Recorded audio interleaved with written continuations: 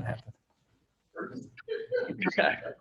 Good evening. Tonight we're learning Maseches Yoma, Daf Yud Dalet, and we are starting 10 lines or so from the bottom on Yud Gimel Amud Beis. Yesterday we spent quite a while trying to figure out how our Mishnah on Daf Beis managed to work out that the Kohen would have the second wife be halachically married to him, and at the same time to only do the avoda with one wife, with these retroactive double get that was put into place, one for one wife, one for the other.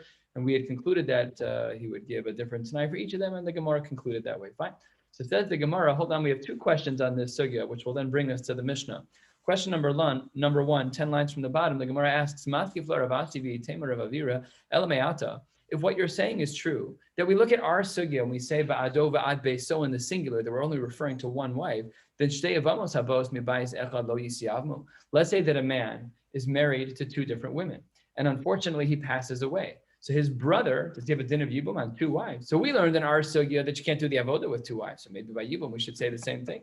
So his brother is the Kohen Gadol?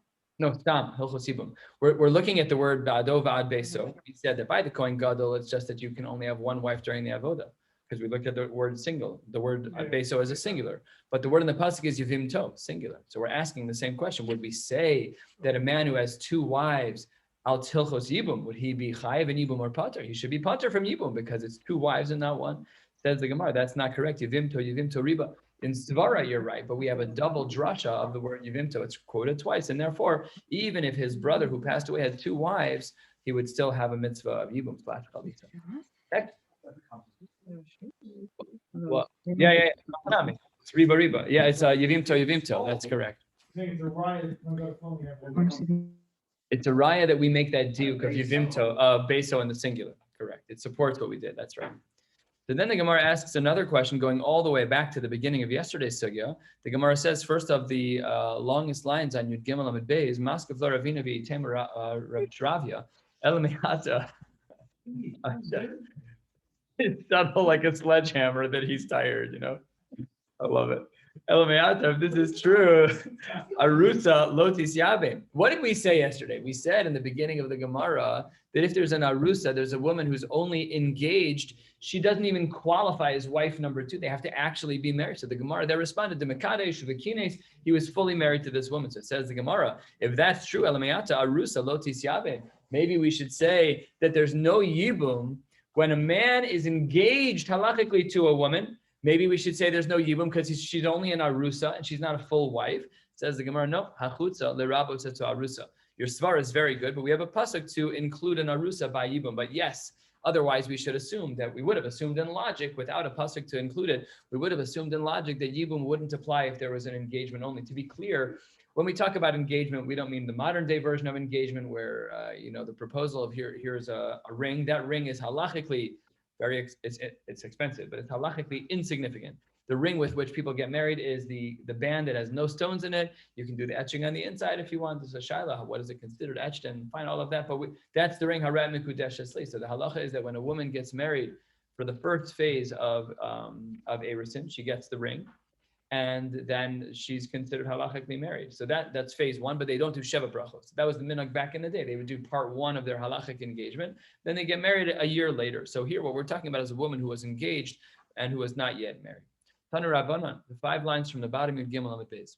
Kohen Gadol makriv onein ve'eno ochel. A Kohen Gadol who lost an immediate family member, and that family member has yet to be buried. So the Kohen Gadol is in the category of the halacha category of called an onein. So the halacha is, according to the Tanakama, he's makriv onein ve'eno ochel. He's allowed to still do the hakrava, but he's not allowed to eat meat. An onein is restricted from eating meat. During Shiva, you're allowed to eat meat. When we sat Shiva, someone brought us over like a whole huge thing of skirt steak and hot dogs and hamburgers, like it was a chashuv meal. But during Aninus, that's not allowed. So says the Gemara, that's part one of the Brisa. Part two, Rabbi Yehuda Omer, kol hayom. What does that mean all day? So the Gemara says, I don't know what you mean. Machlokas and Amoraim. My kol hayom. When Rabbi Yehuda says kol hayom, what does he mean, kol hayom? So Amar Rabba is of the opinion as follows. Lo nitzroch elo lahavi lahavio mitoch beiso. Rabba is of the opinion that what this means is that when the onin is in his house, the Kohen is in his house, we drag him out of his house to go do the avodah. Take a look at Rashi. 8-9 lines from the bottom of the page. Dibur hamaschil lahavi mitoch beso, inner margin. Mitzvahu sheyaviu lemikdash laavod kol hayom kedei lefakech tzaro. We tell the Kohen who's be'aninus, get out of your house. I know it's hard. Get out of your house. Come do the avoda and finish it off. Rashi v'hachi kama Rabbi Yehuda kol hayom yehi asik behakrava. During your aninus, you should be osek in hakrava. So that's the recommendation number one of what Rabbi Yehuda meant when he said kol hayom, that it means that we force the onin out of his house and into the mikdash. Amar le Abaye, absolutely not. Hashta le Rabbi Yehuda afuke mafkinan le. No, Rabbi Yehuda wasn't telling the Kohen to come into the mikdash. He would kick the Kohen out of the mikdash. Where do we see this from? The exact opposite of Rabbi Yehuda. So it's a shiur within Rabbi Yehuda's Tanya. The Brisa writes, let's say there was a Kohen who was doing the avodah, and you hear that an immediate family member passes away. Now he's an onei. What does it say? We kick him out. We tell him, you're an onei now, get out of the mikdash. That's the exact opposite of what we saw in the Brisa a few lines ago. And his counterpart and the dissenting opinion, Rabbi Yossi Omer Yigmor, he's allowed to finish the avodah. So it says the Gemara, Rabba, how can you say that Rabbi Yehuda says that we take the onin and bring him to the mikdash? Hooray, we said over here we kick him out. Ella, therefore, Rabba gives another understanding of Rabbi Yehuda. Ella Amar Rabba, Michael Hayom, turning to the top of Yadal and Maralef, Lomar She'eno Ove Kol Hayom Gzer Shem Yochal. What it means, Kol Hayom, is that we don't allow him to be there Kol Hayom. It's a bit of a strange language. It doesn't mean Kol Hayom. It means he can't be there Kol Hayom because we're afraid that he may end up inadvertently eating the meat, but he's an onain and he's not allowed to eat the meat. So it seems that there's a din derabanan that we don't allow the onain to be oved all day. Afal that he knows he's not supposed to eat meat, but we're afraid that he might eat meat. So Amalei Ravada Barava, how can you say that? Amalei Ravada Barava L'Rava. Umi Gaza Rabbi Yehuda Shem Yochal. Rabbi Yehuda has Gzeira derabanan that maybe the onain is going to eat meat. That's not. What did we learn in our Mishnah? Rabbi Yehuda Omer, Af Isha Acheres Maskinin Lo Shema Tamus Ishto. What did we say in our Mishnah? Rabbi Yehuda was of the opinion, against the Rabbanan, Rabbi Yehuda was of the opinion that one is obligated to set aside to find a second wife for the Kohen Gadol, lest she pass away. And what would happen? Let's just play it out. V'imaisa Ishto Abid Avoda. And if this wife dies, so what's the halacha? He still does the avoda. Below Gaza Rabbi Yehuda Shema Yochal. We don't see over there in our Mishnah, we don't see that the onain is not allowed to do the avodah. We worked out our Mishnah on Shabbos. Here's what we said: 2 wives. If wife number 1 dies, he has wife number 2. Wife number 2 dies, he has wife number 1. Does it say anywhere she should stop the avodah? So why are you saying that on Yom Kippur and the avodah of Yom Kippur that he has this concern about Gzeir Shem Yochal, but in our Mishnah, no such thing? So Amar Le, what are you talking about? Hachi Hashta, these are 2 totally different cases. 7 lines down on Yudal and Maralef. Says the Gemara, Hatzam. Everyone knows that on Yom Kippur that you're even if you're an onain, what are you going to do? You're going to bury the person on Yom Kippur. You're not allowed to eat on Yom Kippur. It's an isser. The only heterim and aninus are mitzvos aseh shel Torah. So let's say that in that morning, the morning of aninus, there's a levaya and then the kavura. That day you don't put on tefillin, even if you finish with that's machlokas in the Rishonim. In the phase of aninus, let's say that a person is in aninus and they bury their loved one in the morning of. The rest of that day, they don't put on any tefillin. So that's the machlokas, Tosos, and I believe the Rama. The machlokas in the Rishonim. Are you even allowed to do a mitzvah saseh for the rest of that day like tefillin? So Ladina, we paskin that you do not put on tefillin. That if an onain is an aninus, let's say going into a Thursday morning, whatever it is, and the mace is buried Thursday morning, the rest of that day you don't put on tefillin at all. So that's what the Gemara says. This is all talking about Yom Kippur. We're not concerned about an onain eating on Yom Kippur. And hacha, in our case, what we're talking about is during the 7 days of Afrashna, everyone's eating. There we are concerned. So that's why we have 2 different cases of Rabbi Yehuda. One where he shows a concern of Gzeir Shem Yochal. We're afraid he might eat because the context is where it's not Yom Kippur. And another case where he is Gozer Gzeir Shem Yochal because it is where is it? The other way. But there's a concern of Gzeir Shem Yochal when it's not Yom Kippur, and there's no concern of Gzeir Shem Yochal when it is Yom Kippur. So that's how the Gemara answers up the stira, the seeming stira within Rabbi Yehuda. Asks the Gemara 3 lines before the Mishnah, oh, wait a second. Remember how yesterday we spoke about this at length. How does it work? When his wife dies, is he an aninus? No. Everyone had a retroactive get. That was the way the whole Mishnah was structured. And we spent so much time yesterday with all of the details. He's not an onain, bichlal. So why are you saying that he's be'aninus? He's not an onain because the way he said, if wife number 1 dies, lemafreya, she was really divorced, and the other wife is my wife. So the wife who dies cannot put him into aninus because that sounds non-emotional. But the fact is halachically that he's not an onain because the retroactive get made her not his wife when she died. retroactively. So therefore, there's no aninus. V'hamigarsha, he divorced her. Answers the Gemara, and this brings us to the Mishnah. You're right. You're absolutely right. On that day, he will not be an onin because halachically it has to be an immediate family member, and divorce severs the bond between the husband and the wife, and therefore there is no aninus for the husband under those circumstances. However, while it's true that there's no aninus, atrude milo mitra, asks the Gemara rhetorically. Okay, yeah, halachically it's true that the retroactive get severs the marriage. It's a get krisus. Of course, it separates them. However, you're going to say he's not distracted from his avoda. So therefore, Yehuda would say, push him into the mikdash, just make sure he doesn't eat anything. But then you have to ask the question, which the Gemara does not deal with. Why can't they eat anything? Not an onin. Okay, so the Gemara doesn't answer that question. What? No. We're talking about the other case, not the Yom Kippur. Yeah, for sure that, right? New Mishnah. Kol Shivat Hayamim, all 7 days that the Kohen is behafrosha, the 7 days prior to Yom Kippur, uzorek es adam, umakir es aktoros, umeitev es haneros, umakir es harosh ves haregel. He does all of the things that he normally would do, zrikas adam, and he brings aktoros, and he prepares the neros, meitev es haneros, umakir es harosh ves haregel. He brings korbanos. V'shar kol hayamim, on all the other days, he can bring every korban he wants to bring. He always gets first choice. He always has first choice. If he wants to do a particular shlita or zrika, he always gets to have first choice. Opens the Gemara, Mantana. Who is the author of our Mishnah? Answers the Gemara, This is answer number one. Answer number one will take us to the top of the next page. So it's one lengthy answer to say that our Mishnah is not like Rabbi Akiva. This is the answer of Rabbi Chizda. And on the top of the next page, we'll see an answer from Abayis or Chizda that says, the look Rabbi Akiva. Our Mishnah cannot be like Rabbi Akiva. Where's the conflict between Rabbi Akiva and our Mishnah? The Rabbi Akiva, ha'amar tahor shenafla alav hazah tima'aso, heichi avid avoda.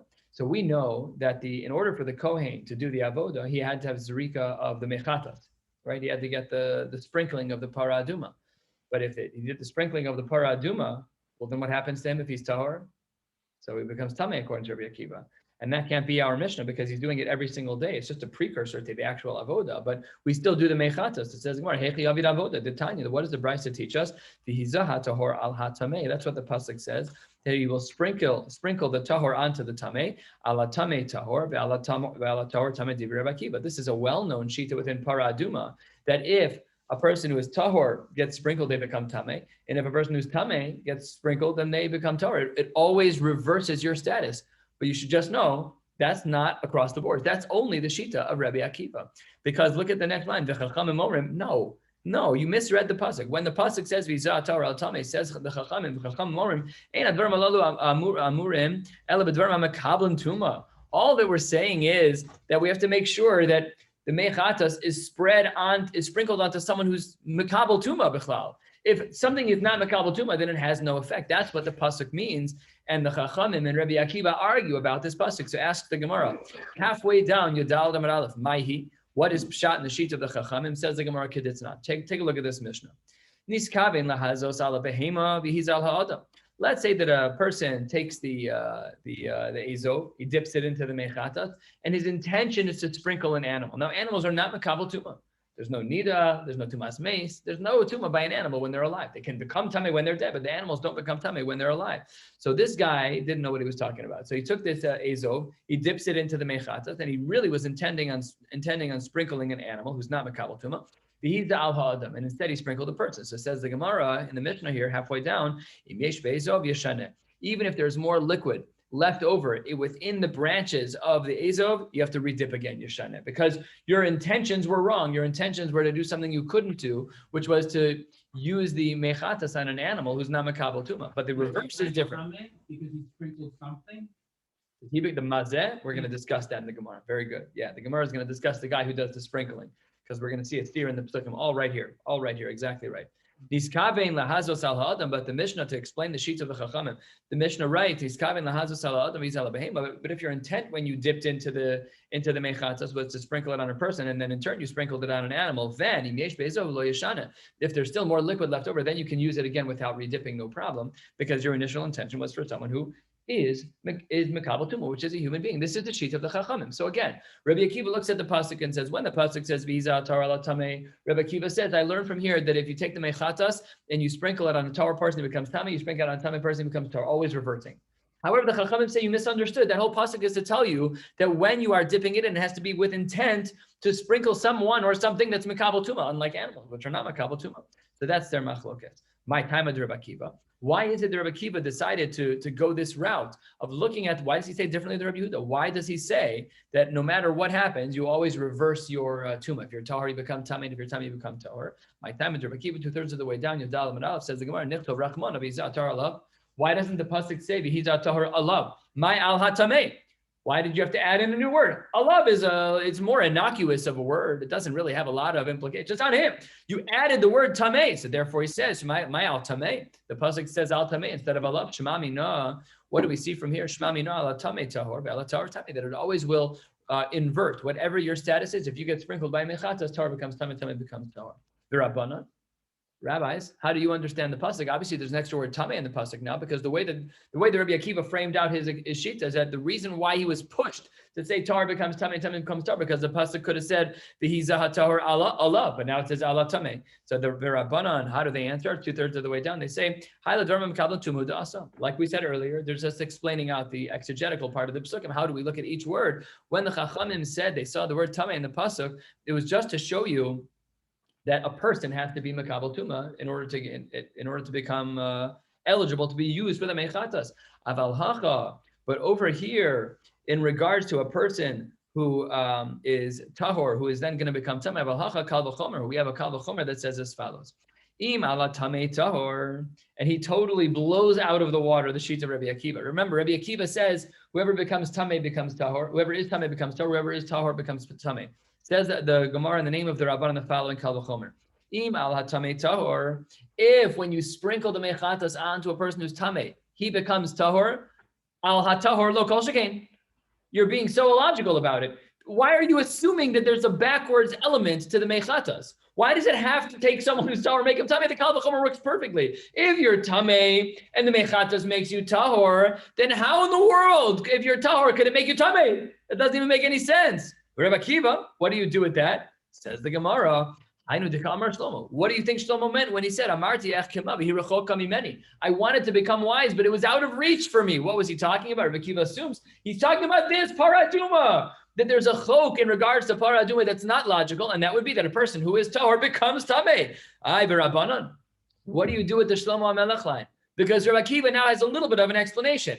He says, I wanted to become wise. So what do they do with that? No, you misunderstood everything. What does it mean? The fact that the pasuk says al hatamei, and where does Shlomo become confused? Because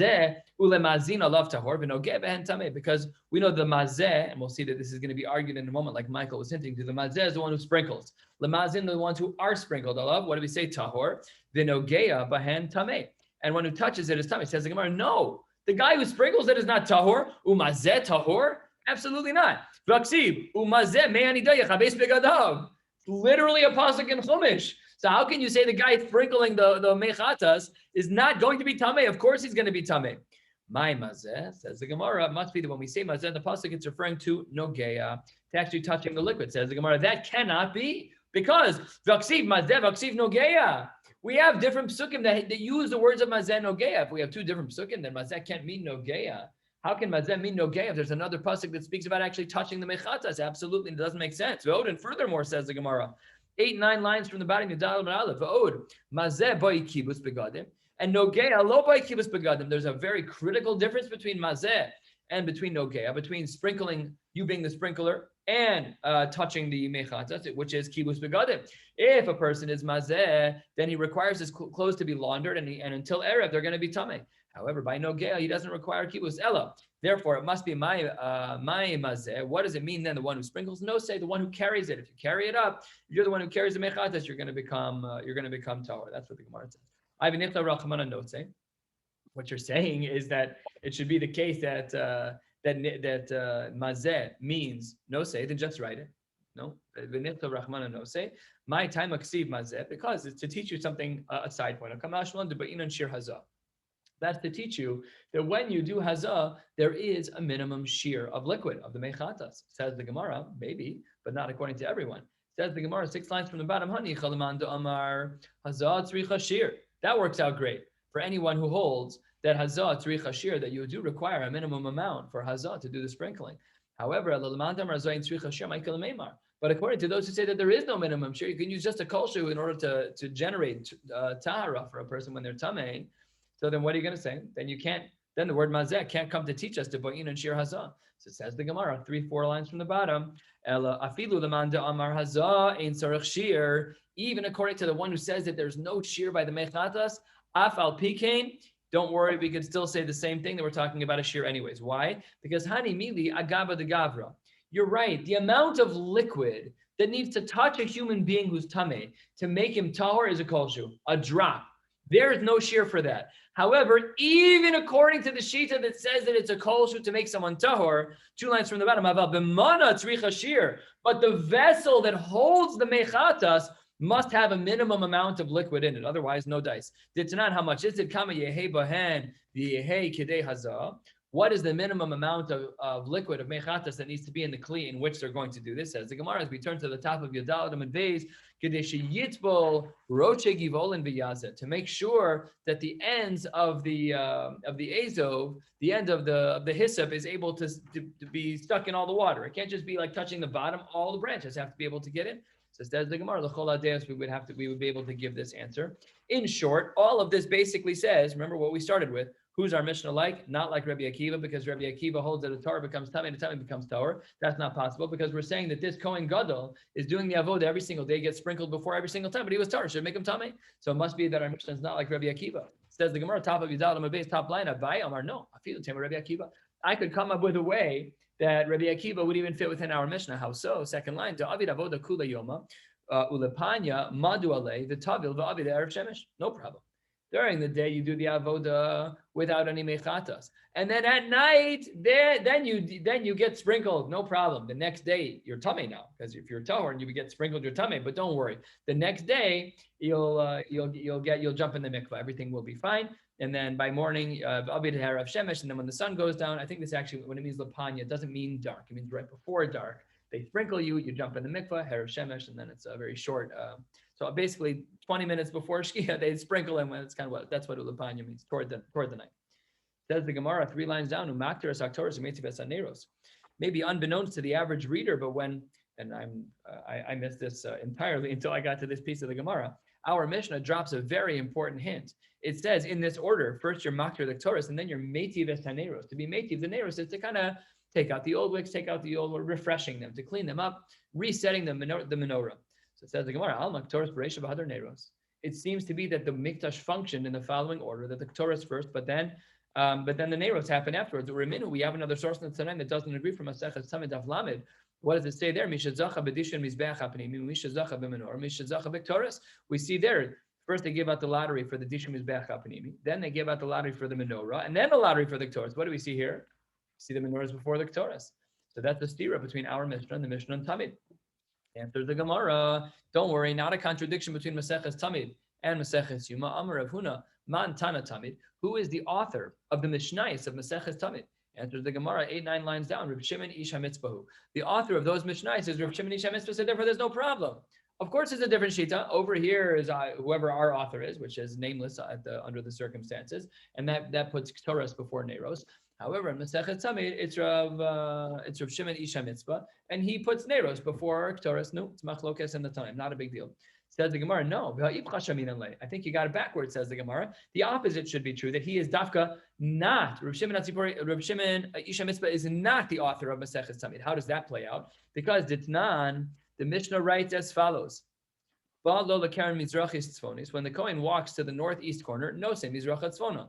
On the corner, in one throw of Zrikas Adam, he can hit both walls, the northern wall and the eastern wall. Ma'aravis Dromis, when he's on the western and southern wall, the southwest wall, no say Ma'arava Droma. He can do in one sweep, he can get the other two walls.